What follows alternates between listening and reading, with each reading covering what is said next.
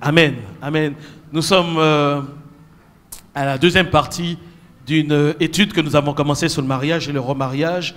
Mais je n'ai pas pu terminer comme je le souhaitais. C'était un peu long. La prédication il y a 2 dimanches. Alors je voudrais reprendre un certain nombre de choses importantes pour remettre les choses en place avant d'aller un peu plus loin. Qu'avons-nous vu? Nous avons vu 2 textes fondateurs pour comprendre le mariage et le divorce dans le Seigneur. Marc 10, versets 1 à 12 et Matthieu 19, versets 1 à 2. Et on a vu une scène où les pharisiens s'approchent de Jésus et il est dit ici, pour l'éprouver, ils lui demandèrent s'il est permis à un homme de répudier sa femme, c'est-à-dire de divorcer de sa femme, de la renvoyer. Et c'est très intéressant parce que s'ils abordent Jésus, c'est parce qu'ils savent l'opinion de Jésus sur ce sujet. Jésus avait déjà dit en Luc 16, verset 18, « Tout homme qui renvoie sa femme et en épouse une autre commet un adultère. Et tout homme qui épouse une femme divorcée de son mari commet un adultère. » Donc ils cherchent à piéger Jésus. Et Jésus leur pose la question, mais que vous a dit Moïse? Moïse, dit-il, a permis d'écrire une lettre de divorce et de répudier sa femme. Et ils vont citer donc quelque part ce verset, ce passage si important du Deutéronome 24, versets 1 à 4. Alors je n'ai pas mis en entier, mais il est dit, lorsqu'un homme aura pris et épousé une femme qui viendrait à ne pas trouver grâce à ses yeux, parce qu'il a découvert en elle quelque chose de honteux, il écrira pour elle une lettre de divorce et après la lui avoir remise en main, il la renverra de sa maison. Un peu plus loin, il est dit alors que le premier mari qu'il avait renvoyé ne pourra pas la reprendre pour femme après qu'elle a été souillée, car c'est une abomination devant Dieu. Nous avons vu que dans le monde juif, en tout cas de l'époque, il y avait 2 écoles qui prévalaient, celle de Hillel et celle de Shammai.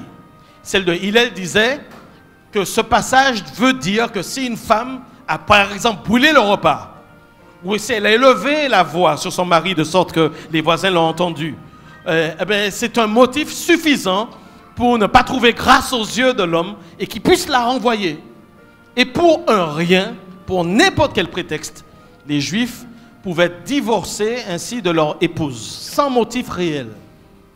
Et l'école de Shammai disait, mais quand il est question de quelque chose de honteux, il s'agit d'une relation illicite, d'une perversion sexuelle, comme l'adultère. Il suffit simplement qu'une femme ait été adultère pour justifier le divorce. Là encore, ce n'est pas satisfaisant, parce que selon la loi de Dieu, si 2 personnes étaient prises en adultère, vous savez ce qui était dit? Ils devaient être punis de mort, c'est-à-dire être lapidés. Et donc on a du mal, mais en tout cas l'école de Hillel avait plus d'influence. Et la majorité des personnes qui assistaient au discours de Jésus, qui écoutaient les discours de Jésus, étaient en accord avec ces choses. Il y avait beaucoup de personnes qui avaient déjà renvoyé leur femme, qui avaient déjà changé de femme peut-être 1 fois, 2 fois, 3 fois. Et dans ce Deutéronome, ils ont vu un prétexte, une excuse, une autorisation de Moïse pour divorcer. Mais ce n'est pas du tout le cas. Le Deutéronome 24 ne cherche pas à légaliser le divorce. Le Deutéronome 24 cherche à protéger l'épouse. Parce que pour un rien, elle était renvoyée. Donc il était dit au mari, tu ne divorces pas comme ça d'une femme et tu la reprends demain. Ça ne marche pas comme ça.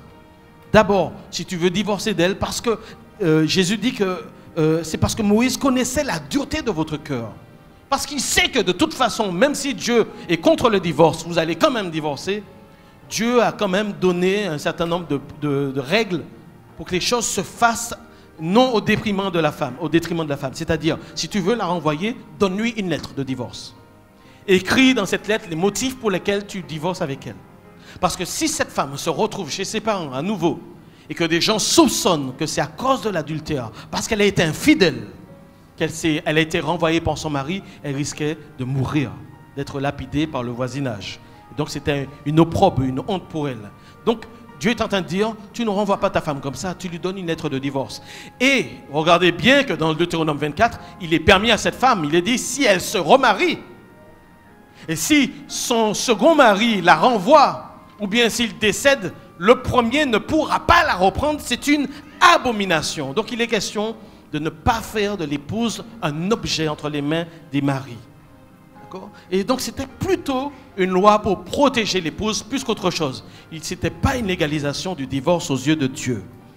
On a aussi dit que Jésus leur a dit, mais il n'y a pas que le Deutéronome, Moïse a aussi parlé, c'est aussi lui qui a écrit le livre de la Genèse. Et dans la Genèse, qu'est-il écrit ?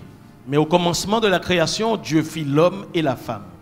C'est pourquoi l'homme quittera son père et sa mère et s'attachera à sa femme et les deux deviendront, une seule chair. Ainsi, ils ne sont plus deux, mais ils sont une seule chair, que l'homme donc ne sépare pas ce que Dieu a joint. Est-ce qu'on peut le dire ensemble? Que l'homme donc ne sépare pas ce que Dieu a joint. Est-ce qu'on peut le répéter encore? Est-ce que tu peux le dire sans regarder le tableau? Voilà. Ce que Dieu a joint. Oui, mais je crois, on pensait que le mariage, c'était simplement deux personnes qui s'unissaient. Non, c'est plus que ça. C'est pas simplement un homme qui s'unit à une femme. C'est Dieu qui joint deux personnes et qui en fait une seule chair. Le mariage est une union qui est créée par Dieu. Dès le moment où ces personnes sont passées, alors dans notre cadre français, devant le maire, Dieu crée un lien conjugal, quelque chose de mystique, quelque chose de spirituel entre les deux personnes qui les unissent. Donc l'homme ne peut pas sortir de quelque chose que Dieu lui-même a créé. C'est une unité, c'est une union, c'est un attachement. Le terme attaché ici, que s'attachera à sa femme, il est question d'une colle. Mais j'ai envie de dire, c'est une colle spirituelle. C'est Dieu qui unit. Et qu'on soit marié dans le Seigneur ou dans le monde, c'est Dieu qui unit. C'est Dieu qui unit. Est-ce qu'on peut dire ça ensemble? C'est Dieu qui unit. C'est ce lien conjugal qu'il est hors de question de détruire. Et donc, intéressant, Jésus a développé ces choses-là. Et les disciples ont du mal.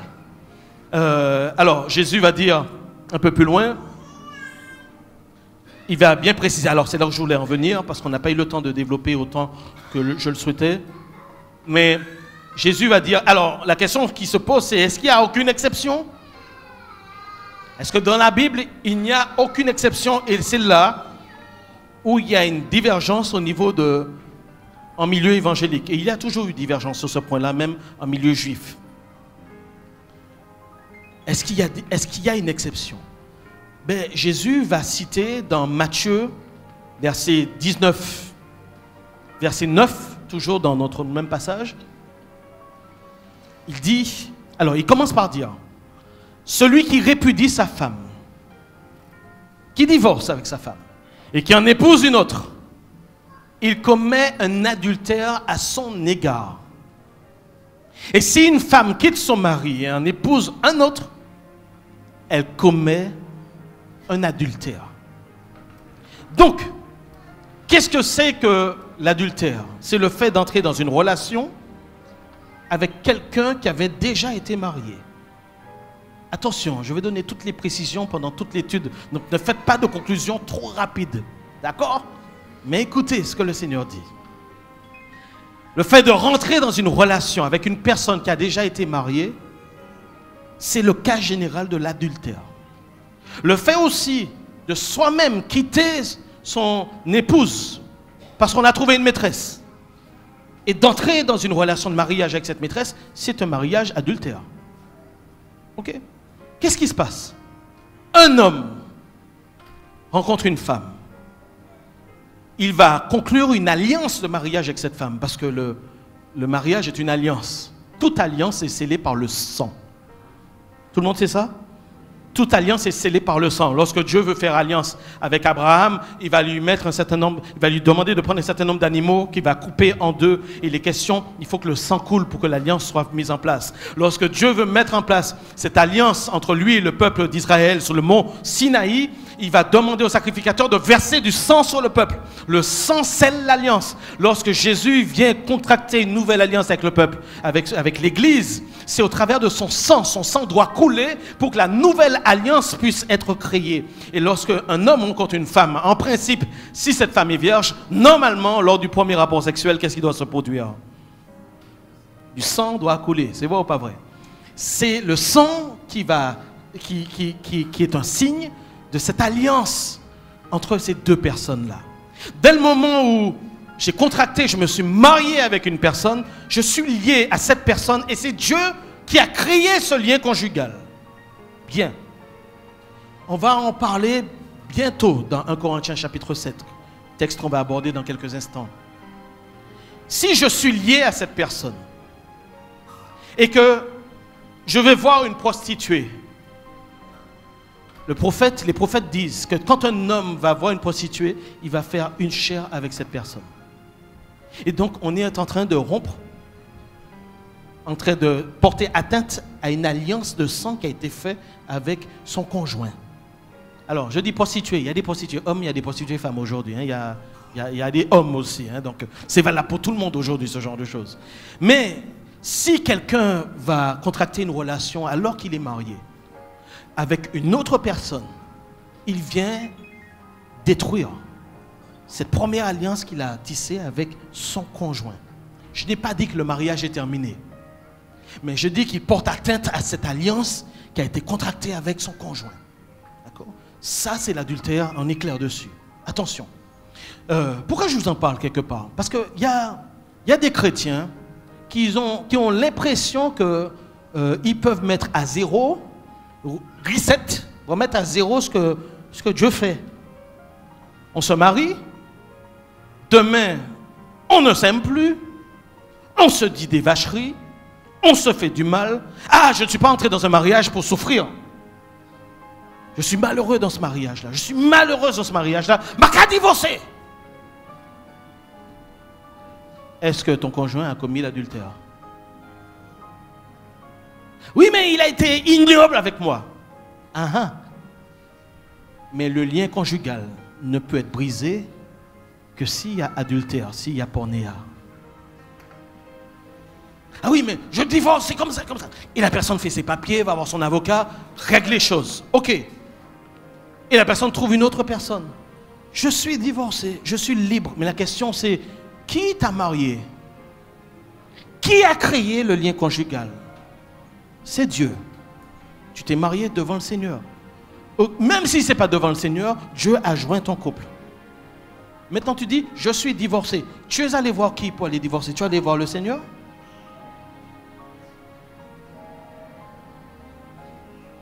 Et c'est ça la question. On a l'impression qu'on remet les choses à zéro parce qu'une fois qu'on est divorcé, tout le monde doit suivre. Dieu doit suivre, l'Église doit suivre. C'est pas comme ça.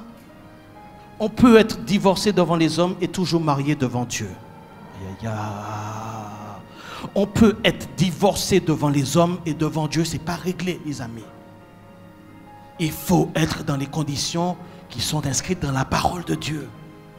C'est la parole qui fait foi. On ne fait pas ce qu'on veut dans le Seigneur. C'est pour ça que Jésus va ajouter dans Matthieu 19, verset 9, toujours dans notre même passage, Jésus dit, mais je vous dis, celui qui répudie sa femme, sauf pour infidélité,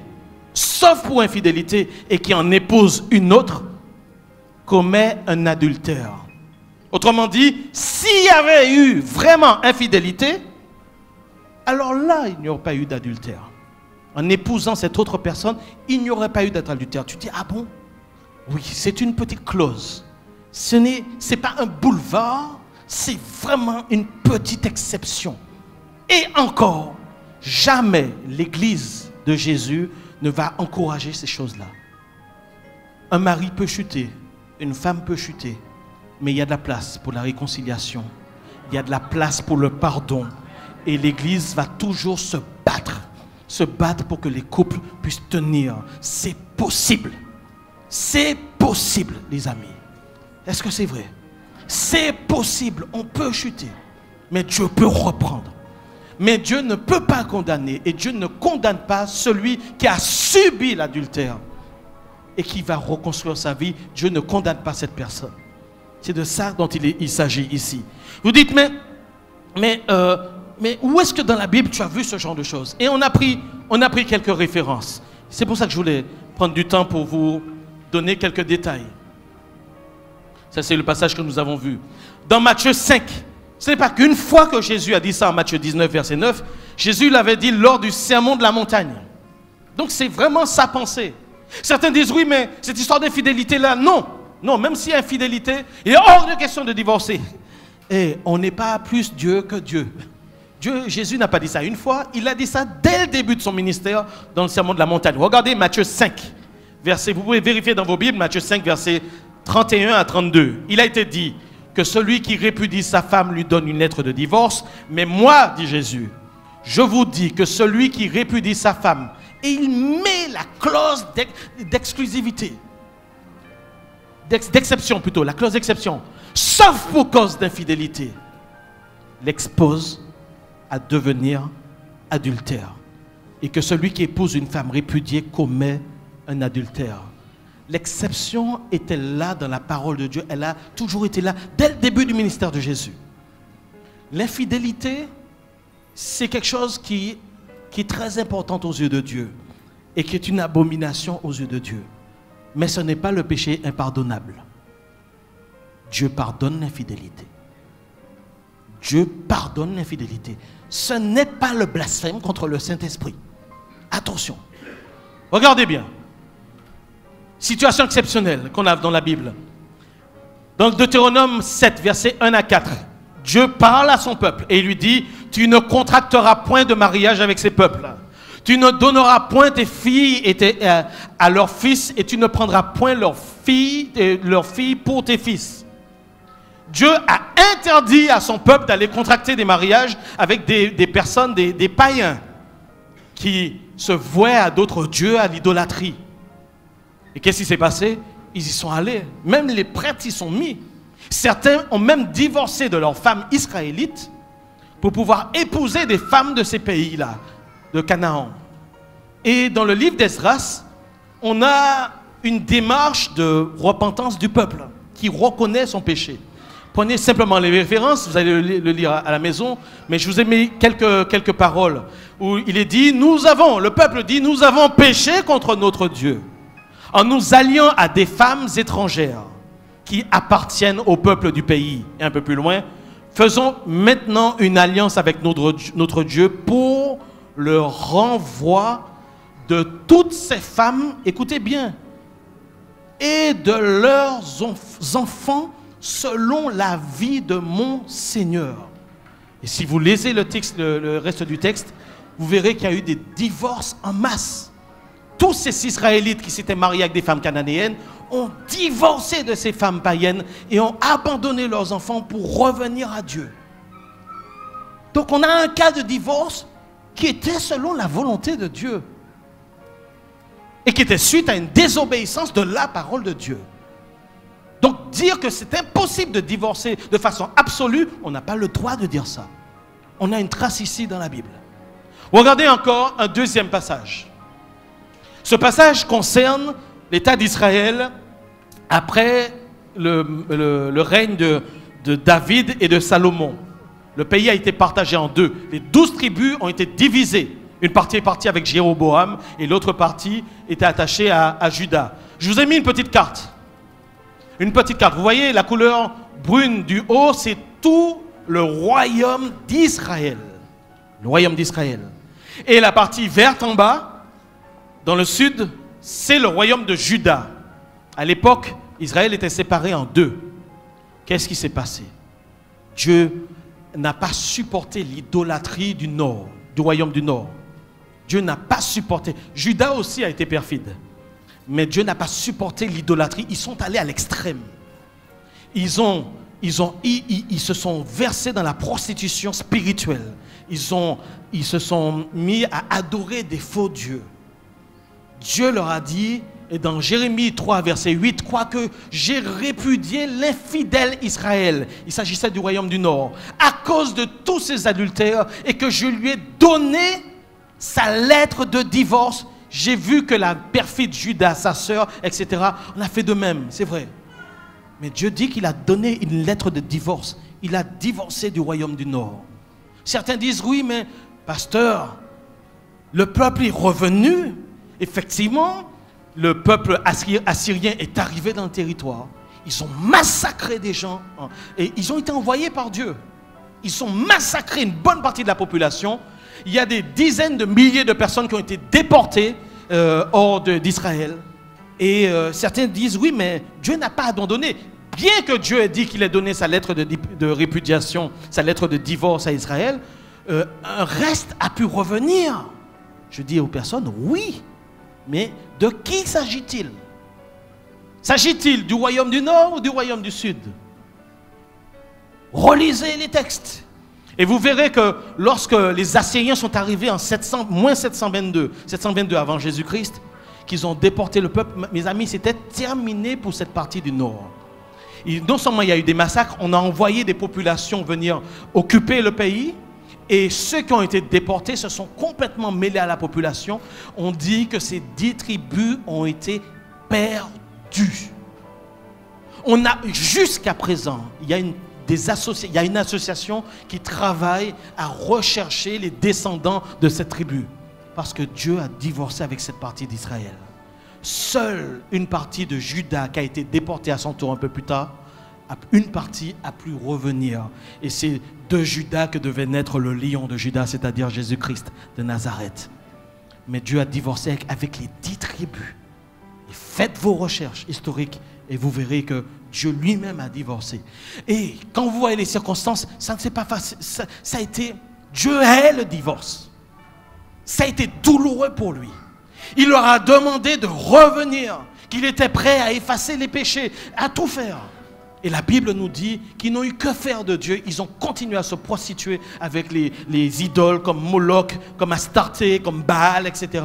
Et ils ont complètement mis Dieu, ils ont complètement annulé les desseins de Dieu à leur égard. Et parce qu'ils se sont pervertis dans leur idolâtrie, Dieu a dit, c'est terminé. Je n'en peux plus avec cette partie du peuple. Et le royaume du Nord entier, 10 tribus ont disparu. C'est la raison pour laquelle on parle des Juifs aujourd'hui. Parce que le mot juif est issu de Juda.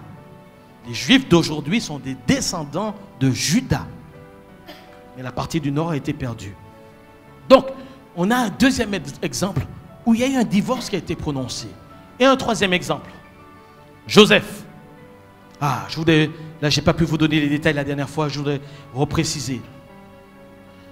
Joseph, il est dit dans Matthieu chapitre 1, versets 18 à 19, « Voici de quelle manière arriva la naissance de Jésus-Christ. Marie, sa mère, ayant été fiancée à Joseph, se trouva enceinte par la vertu du Saint-Esprit, avant qu'ils aient habité ensemble. » Joseph, son époux, qui était un homme de bien, dit la Bible, un homme de bien. Vous regardez ce que fait un homme de bien.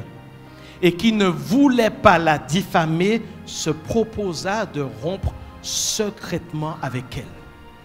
Mes amis, les fiançailles au niveau de la société israélite ne sont pas du tout les mêmes que les nôtres. Les fiançailles israélites, c'est un quasi-mariage.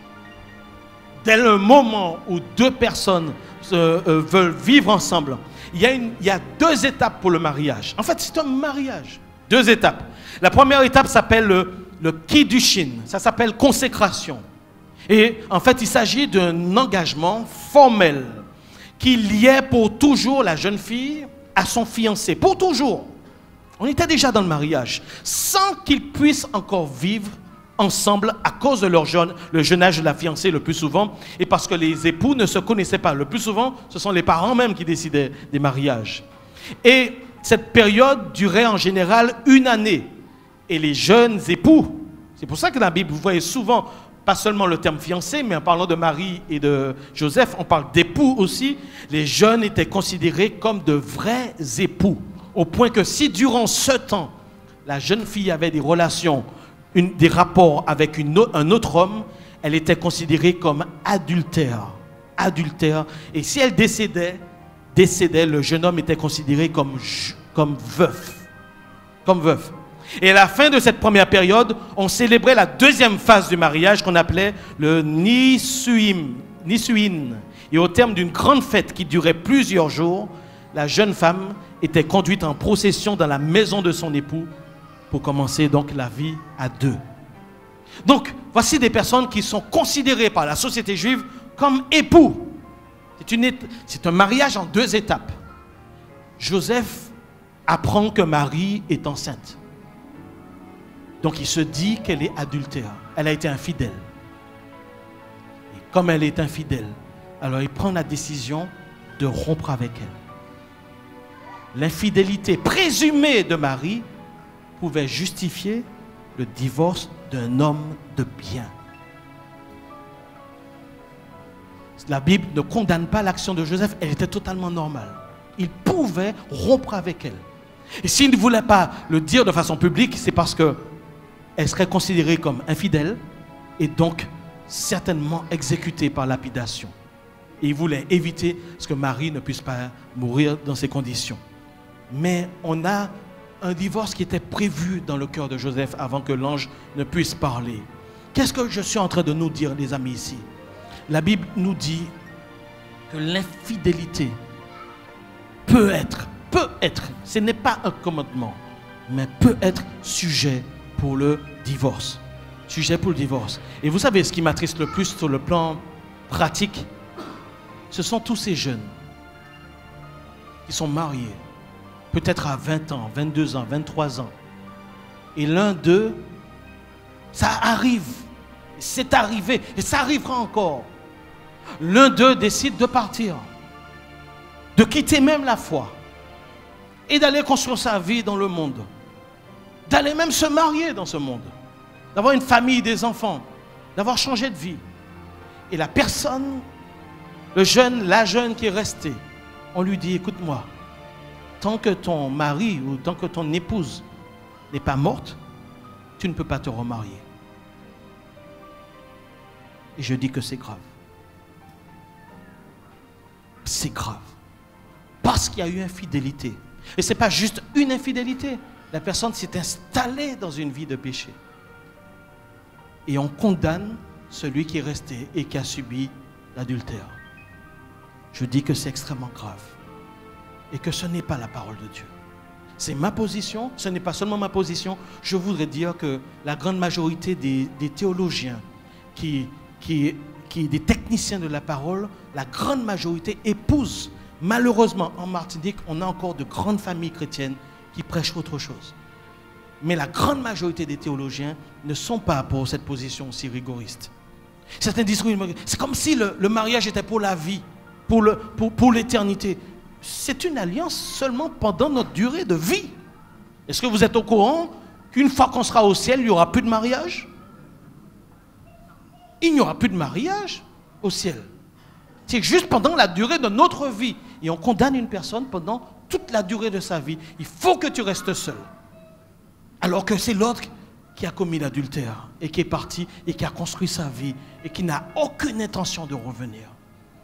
C'est très grave. Pour moi, c'est un joug qu'on met sur la vie de certaines personnes.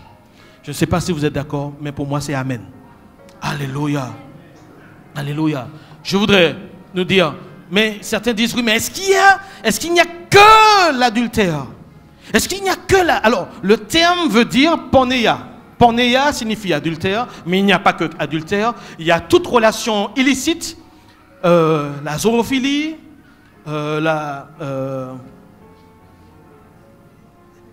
zoophilie, l'homosexualité dedans, ce que la Bible considère comme des relations perverses. D'accord? En faisant mes recherches, je suis tombé sur une tribu africaine.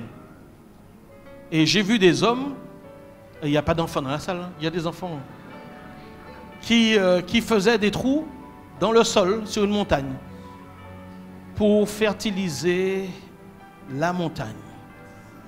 Je ne vais pas plus loin dans les explications, je pense que vous avez compris. Ce sont des pratiques qui sont d'une perversité grave.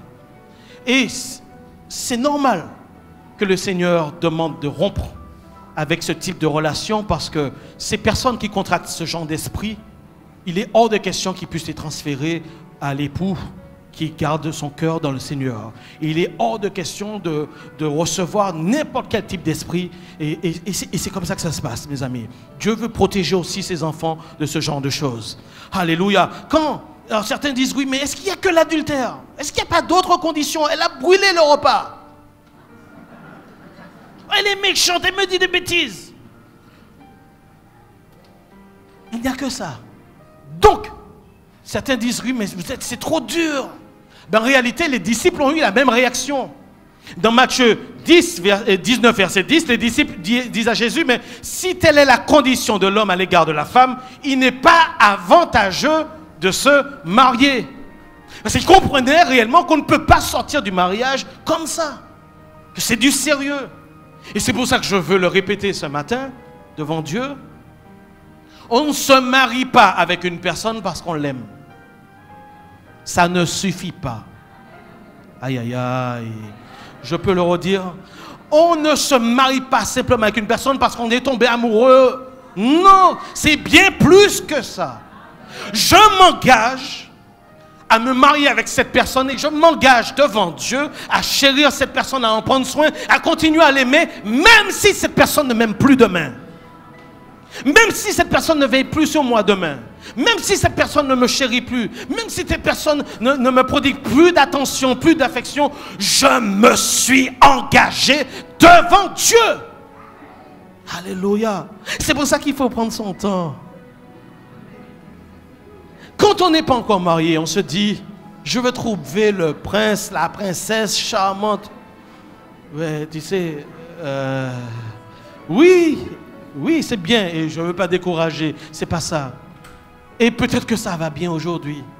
Mais si tu faisais les statistiques dans l'église et partout ailleurs, et tu vas demander aux sœurs et aux frères et partout, est-ce que ton mariage a déjà connu des nuages? Et ils vont tous te dire, il y a eu des moments extrêmement durs, j'ai eu envie de partir de là. Il y a des moments, bella chaud. Tu rêves de devenir célibataire. C'est vrai ou c'est pas vrai? Pas fait l'hypocrite. Ça vrai ou ça pas vrai? Il y a des moments radicaux. Mais qui ça m'a allé chercher, bah moi là? Moi pas te savité comme ça. Combien de moi? Mais oui, on passe par des vertes et des pas mûres. Et tu n'es pas encore marié. Dis-toi, n'idéalise pas le mariage. Paul va t'en parler tout à l'heure. Mais n'idéalise pas le mariage. Il y a des avantages à être marié, mais il y a aussi des inconvénients à être marié. Il y a des avantages, il y a des inconvénients à être dans le célibat, mais il y a aussi des avantages à être dans le célibat. Alléluia. Alléluia. N'essaie pas d'idéaliser, les amis. Alléluia. Et Jésus, quand les apôtres disent, mais si c'est ça, donc ça signifie que si je me marie avec une personne, c'est pour toujours alors. Oui. Alors prends ton temps. Prends ton temps. Pas pressé. Alléluia. Vous savez ce que Jésus répond aux disciples? Il leur dit, tous ne comprennent pas. C'est toujours dans la suite du Matthieu 19. Je ne sais pas si je l'ai mis à la suite. Oui, Jésus leur dit, tous ne comprennent pas cette parole, mais seulement ceux à qui cela est donné. Il dit, il y a des eunuques qui le sont dès le ventre de leur mère. C'est-à-dire qu'ils n'ont rien. Ils n'ont rien. Vous avez compris? Il y en a qui le sont devenus par les hommes. Et il y en a qui se sont rendus eux-mêmes eunuques, comme Paul, à cause du royaume des cieux, que celui qui peut comprendre, comprenne. Il y a des personnes qui ont fait le choix de vivre seules pour le royaume de Dieu. Et ça, c'est hautement honorable. C'est honorable, les amis. C'est honorable. Alléluia. Je voudrais nous dire quelque chose. La Bible dit dans 1 Corinthiens 6, versets 9 à 11.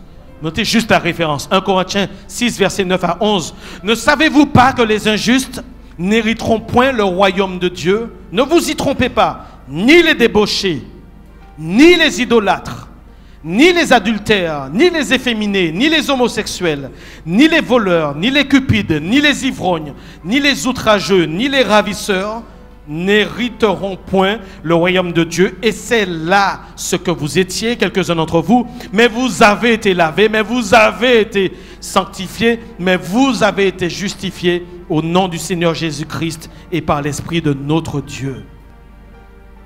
Je trouve que c'est extrêmement grave ce que dit la parole de Dieu. Il est dit ici, ni les adultères.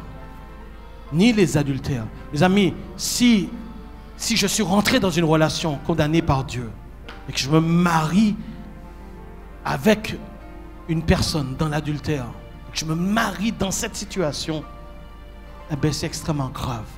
J'ai beau croire en Dieu, j'ai beau croire en l'Église, j'ai beau essayer de me convaincre, si je suis dans l'adultère, je n'hériterai point le royaume des cieux. Je peux être baptisé du Saint-Esprit, je peux servir Dieu dans l'Église, mais si je suis rentré dans une relation adultère, il faut en sortir. Il faut en sortir. Ta vie en dépend. Et je ne parle pas seulement pour nous, je parle pour tous ceux qui vont nous écouter sur Internet ou à la télé. Il faut en sortir. Il faut en sortir. Parce que le diable a comme un droit sur ta vie et sur la vie de l'autre. Il faut en sortir. Mais on ne peut pas légaliser la relation adultère. Mais c'est important. Je voudrais nous dire encore une chose. Dans Malachie chapitre 2. Malachie chapitre 2. C'est le dernier livre de l'Ancien Testament. Dernier livre. Et Dieu dit ce qu'il pense du divorce. Il dit ce qu'il pense de la répudiation. Malachie chapitre 2, versets 11 à 16.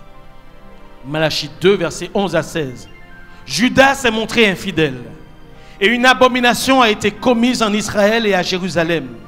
Car Judas a profané ce qui a consacré à Dieu, à l'Éternel, ce qu'aime l'Éternel. Il s'est uni à la fille d'un Dieu étranger. L'Éternel retranchera l'homme qui a fait cela. Celui qui veille et qui répond, il le retranchera des tentes de Jacob. Il retranchera celui qui présente une offrande à l'Éternel des armées. Voilà ce que vous faites.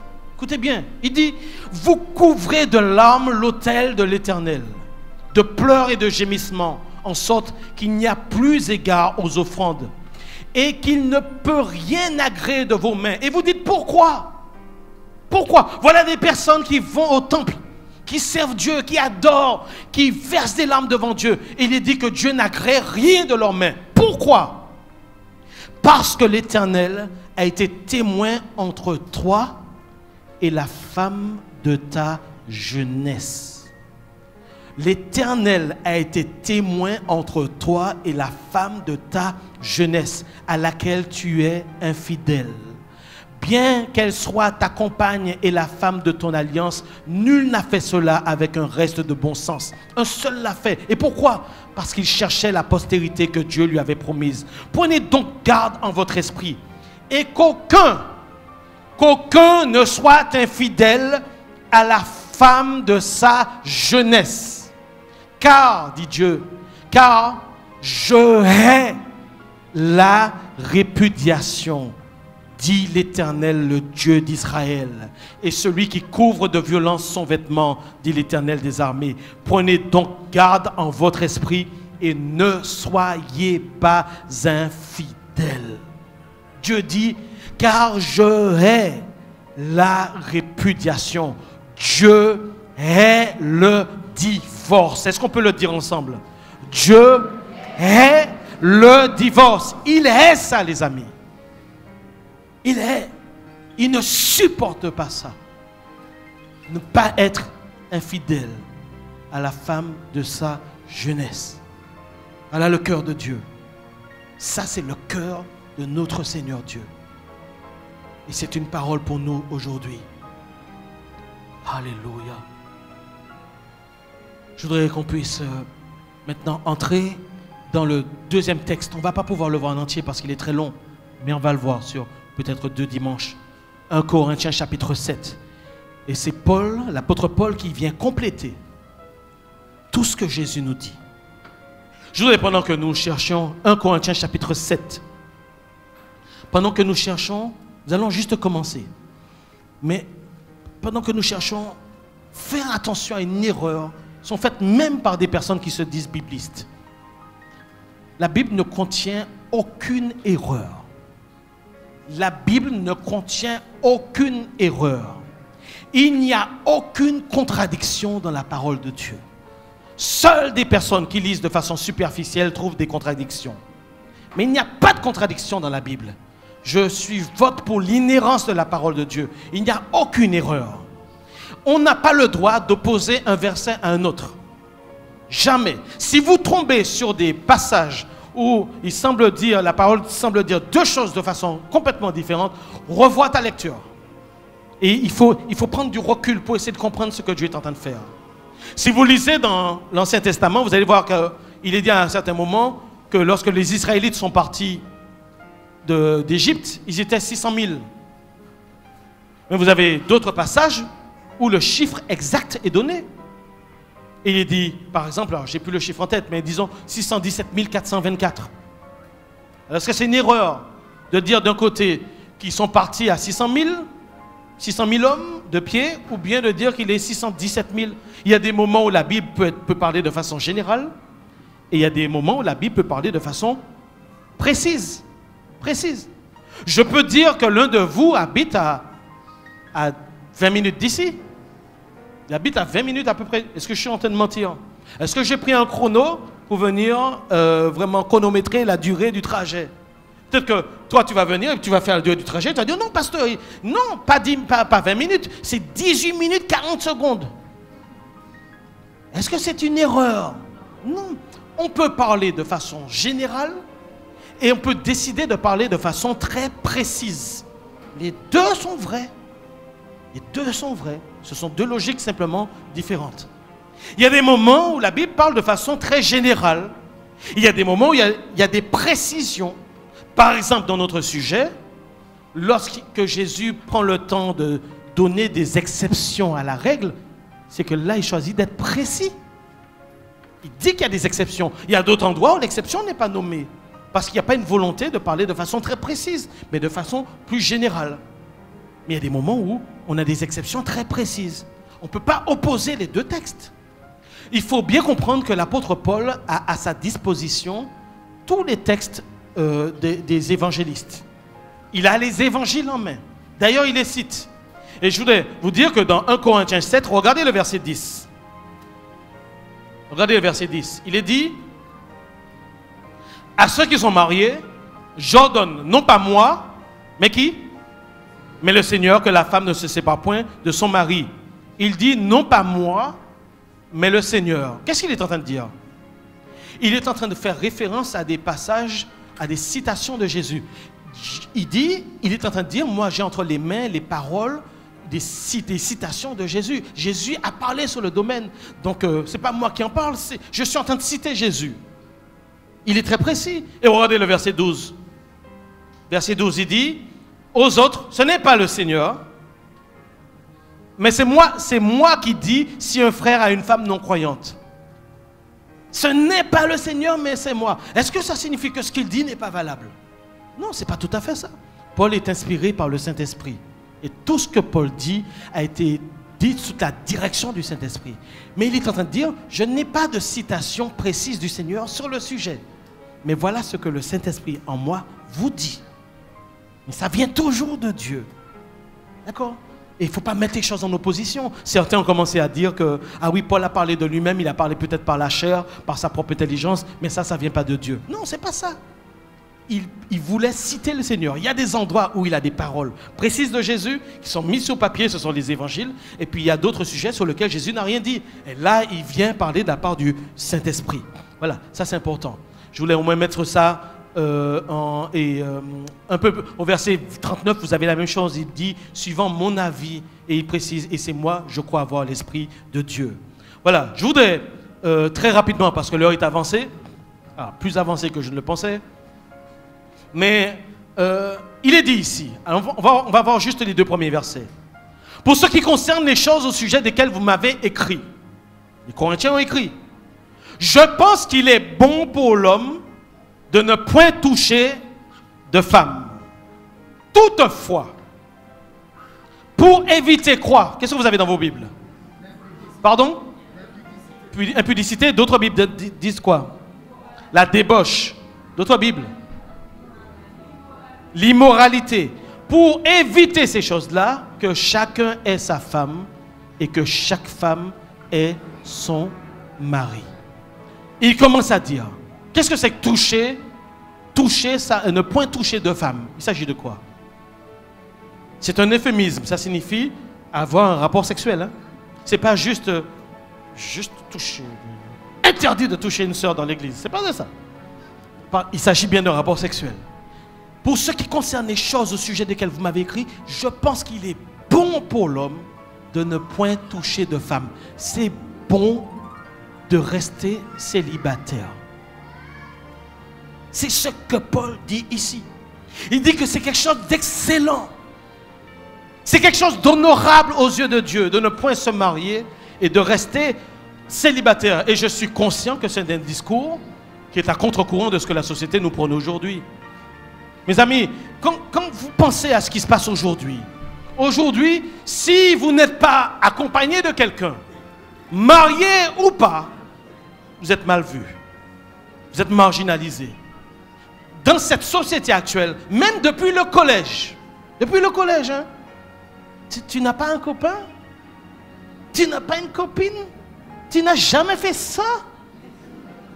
Je dis collège, mais avec les choses que j'ai apprises dernièrement, je crois que ça descend encore plus bas. Et on se vante d'avoir des rapports sexuels. Et que aujourd'hui, la personne qui se tient dans la sainteté, dans la sanctification, eh bien, elle est considérée comme du n'importe quoi. C'est un mensonge du diable. C'est un mensonge du diable. Le célibat, c'est quelque chose d'honorable aux yeux de Dieu. C'est quelque chose de béni aux yeux de Dieu. Alléluia. C'est une bonne chose de rester pur jusqu'à son mariage. C'est une bonne chose. Et on peut avoir versé dans certains péchés, mais une fois qu'on s'est donné au Seigneur et qu'on a compris qu'il faut se tenir, ben c'est une bonne chose de se tenir dans la sainteté. Il dit ici, je pense qu'il est bon pour l'homme. C'est bon pour lui, c'est bon aussi pour le Seigneur de ne point toucher une femme, de rester pur devant le Seigneur. Mais il va ajouter quelque chose. Attention, il y a un type de célibat qui n'est pas bon aux yeux de Dieu. Ce sont ceux qui ne peuvent pas se tenir.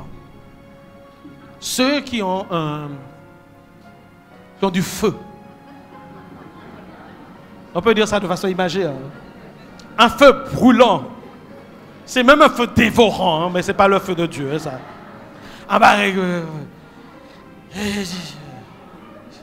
j'ai besoin de quelqu'un. Et il y a effectivement, il y a ce cas-là, ce n'est pas de ce cas-là qu'il s'agit. Ce qui est bon aux yeux de Dieu, c'est celui qui sait se tenir. Celui qui a de la maîtrise de soi sur sa vie. Le célibat qui se consacre à Dieu. Il a plus de temps à donner à Dieu, à servir Dieu. Ça, c'est un célibat que Dieu honore. Mais ceux qui n'ont aucune maîtrise de soi sur le plan sexuel, c'est grave. C'est grave. Qu'est-ce que Paul dit à ces personnes-là? Lâcheur. Toutefois, pour éviter l'immoralité, la débauche, que chacun ait sa femme et que chaque femme ait son animaïe. Et puis, il n'est plus ça. Et pour me belle à régler. Oui, Red. Alors, attention. Attention. Si on a un problème, il faut que je sois délicat là ce matin parce que on peut pêcher, on va signer, Oui. Si on a un vrai problème d'impureté sexuelle et que ça vient d'une sorte d'esprit de débauche qui est dans la personne, bien, c'est pas le mariage qui va régler ça. Oui. Délivrance, repentance. Il y a un travail d'accompagnement qui doit être fait. On peut, si on ne sait pas se contenir, même dans le mariage, il y aura des soucis sur ce plan-là. D'accord? Paul est en train de dire que la relation sexuelle dans le cadre de mariage est bénie par Dieu. C'est ce qu'il est en train de dire. Mais il faut faire attention. La Bible ne parle pas simplement du fait de se marier pour être pur devant Dieu. Il y a de nombreux versets où le mariage apporte bien plus que ça. Le mariage dans Genèse chapitre 1, verset 28, le mariage est aussi important pour la procréation. Le mariage est important, il y a d'autres versets, pour le plaisir, d'accord, de la relation sexuelle. Ici, le mariage est important pour rester dans la pureté. Il y a d'autres passages où il est dit que le mariage est important pour la provision que ça amène. On se marie à quelqu'un pour recevoir aussi sa protection, être chéri par cette personne, qu'on puisse prendre soin de nous, et inversement. Le mariage est aussi important pour la complicité. Dieu nous met un vis-à-vis, un partenaire avec quelqu'un avec qui construire, une aide avec qui construire, ça c'est pour les hommes. Et le mariage est important parce qu'il reflète l'image de Christ avec l'Église. Mais il est clair ici, mes amis, Dieu est en train de dire que si on ne peut pas tenir, si on sait qu'on ne peut pas tenir, il vaut mieux se marier. La Bible dit, alors, versets 6 et 7. Je dis cela par condescendance. On va revenir sur les autres versets, vous en faites pas. Je n'ai pas le temps ce matin.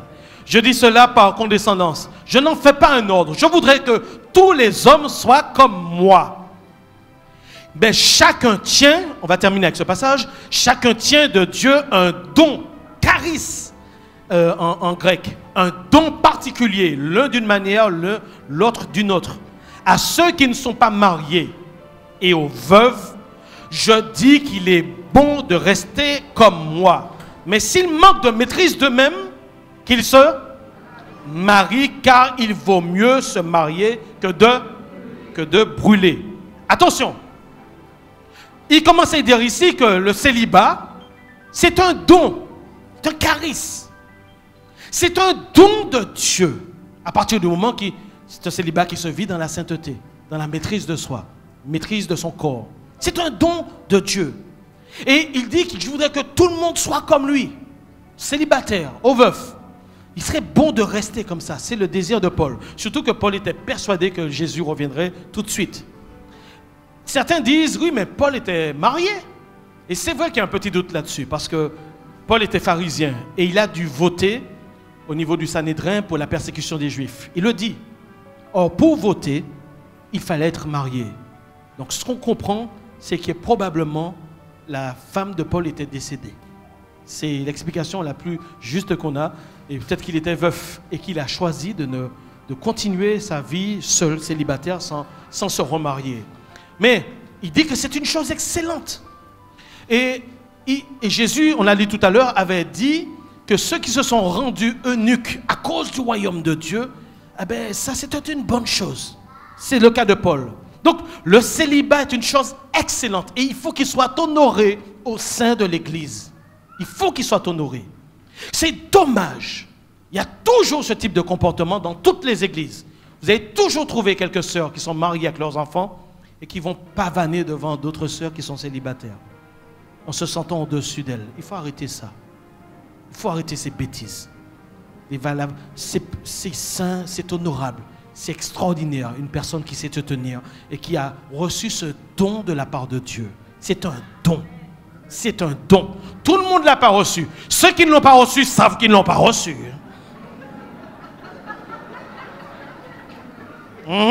Vérité? Ou ça vous paraît, c'est vrai ça. Mais il y a des personnes qui l'ont reçu. Et ceux qui l'ont reçu, nous vous honorons au nom de Jésus-Christ. Amen. Vous êtes des personnes précieuses. Vous êtes des personnes précieuses. Alléluia. Je voudrais mettre au même titre ceux qui savent qu'ils n'ont pas reçu le don du célibat et qui se tiennent. Vous êtes des personnes honorables dans l'église de Jésus. Vous êtes une bénédiction pour la maison de Dieu. Amen. Les autres, repentez-vous, repentez-vous. Mais, Paul dit ici, et c'est là où je voudrais terminer, mais regardez bien, et ça on ne prêche pas souvent. Il dit au verset 8, à ceux qui ne sont pas mariés et aux veuves. Il dit, je dis qu'il leur est bon de rester comme moi, mais s'ils manquent de maîtrise de soi, d'eux-mêmes, qui se marient. De qui parle-t-il? Ceux qui ne sont pas mariés et aux veuves. La plupart d'entre nous, si nous lisons ça, nous disons, ce sont les célibataires et les veufs, bien sûr, les veuves et bien sûr les veufs. Mais ce n'est pas tout à fait ça. Le terme grec, c'est agamos. Agamos. Le mot, on le trouve que 4 fois dans toute la Bible. Et vous savez où est-ce qu'on trouve ce mot? Uniquement dans ce chapitre 7 de 1 Corinthiens. Et donc c'est intéressant de savoir de qui s'agit-il quand il dit agamos. Et quand on lit le texte en grec, c'est-à-dire dans la langue d'origine, vous allez retrouver dans le verset 11. Regardez ce que dit le verset 11. Et de qui il parle? Il dit, alors au verset 10, à ceux qui sont mariés, j'ordonne non pas moi, mais le Seigneur, que la femme ne se sépare point de son mari. Parenthèse, si elle est séparée, eh bien, si elle est séparée, vous savez de qui il s'agit? Agamos. Il s'agit d'une personne qui était mariée et qui n'est plus mariée. Et donc d'une personne divorcée. Ici, c'est agamos.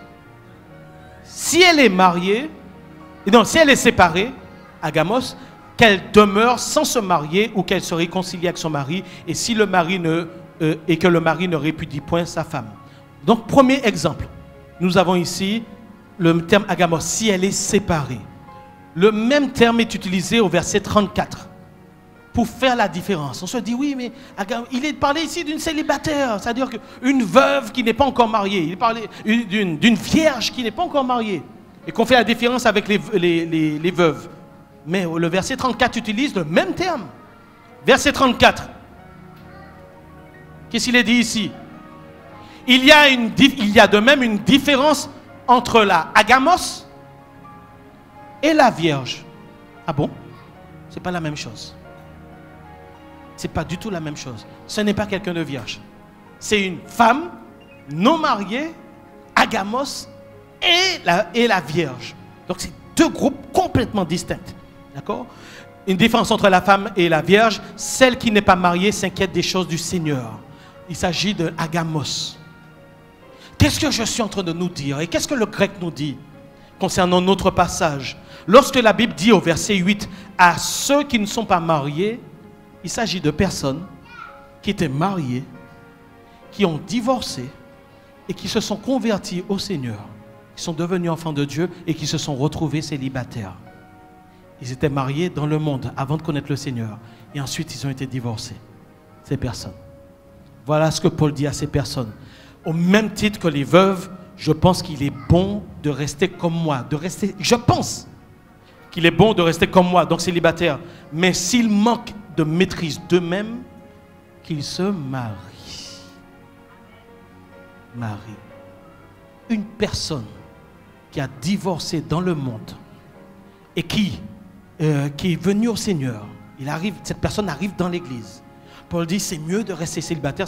D'ailleurs, c'est valable pour tout le monde, aux yeux de Paul. Mais si cette personne manque de maîtrise, eh bien qu'elle se marie. L'église peut remarier des personnes qui ont été divorcées dans le monde. Et allez voir toutes les exégètes et tous les commentaires techniques sur ce passage et vous retrouvez agamos, c'est exactement ça. Pas une invention du pasteur Jean-Christophe, c'est ce que vous allez retrouver dans tous les textes de théologie. L'église peut remarier des personnes qui ont été divorcées dans le monde. Dieu remet les choses à zéro. Dieu remet les choses à zéro. Mes amis, alléluia. Mais la Bible dit par contre, toutefois, s'ils ne peuvent pas, s'ils manquent de maîtrise d'eux-mêmes, j'aime bien la version de la Bible du Semeur. Toutefois, s'ils ne peuvent pas se maîtriser en ce domaine, qu'ils se marient, car mieux vaut se marier que de consumer un désir insatisfait. Les Bibles anglaises disent exactement la même chose. En fait, il n'est pas question ici de brûler en enfer. Il s'agit de brûler dans ce désir insatiable, dans ces pulsions sexuelles. C'est de ça qu'il s'agit ici.